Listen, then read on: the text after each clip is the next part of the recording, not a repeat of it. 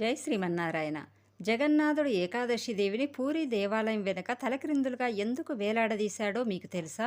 మన హిందూ సాంప్రదాయాల ప్రకారం ఏకాదశి రోజు మనం అసలు అన్నం తినకూడదు. అయినా కూడా ఏకాదశి తిథి రోజు అన్నం తింటే అతిపెద్ద పాపం. వాళ్ళు తప్పకుండా నరకానికి వెళ్తారని చెప్తారు.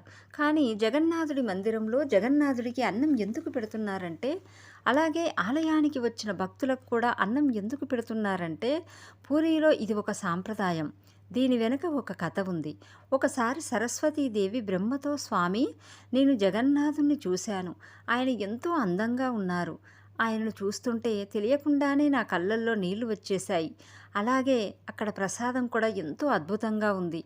మీరు కూడా ఒక్కసారైనా వెళ్ళి చూడండి అని అంటుంది. బ్రహ్మ సరే అని జగన్నాథుని మందిరానికి వెళతాడు. జగన్నాథుని దర్శనం చేసుకుంటాడు. ఇక ప్రసాదం తిందామని అక్కడ చూడగా అప్పటికే ప్రసాదం మొత్తం అయిపోయి ఉంటుంది.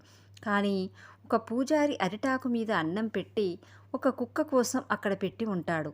ఆ అన్నం తప్ప ఇక పూరి ఆలయంలో ప్రసాదం అనేది ఉండదు. ఆ కుక్క ఆ ప్రసాదాన్ని ఆనందంతో నాకుతూ ఉంటుంది. బ్రహ్మదేవుడు జగన్నాథుని భక్తిలో మునిగిపోయి ఉంటాడు. ఎలాగైనా ఈరోజు ప్రసాదం తినాలి అని ఆ కుక్క ప్రక్కనే కూర్చుని ఆ కుక్క నాకిన ప్రసాదాన్ని చేతుల్లోకి తీసుకొని కళ్ళకు అద్దుకొని తింటాడు. ఈ సంఘటన జరిగిన రోజే ఏకాదశి. అటువైపుగా వెళుతున్న ఏకాదశి దేవి అది చూసి, ఏకాదశి రోజు అన్నం తినకూడదని మీకు తెలియదా? అయినా కూడా కుక్క తింటున్న అన్నాన్ని మీరు తింటున్నారా అని నవ్వుతుంది.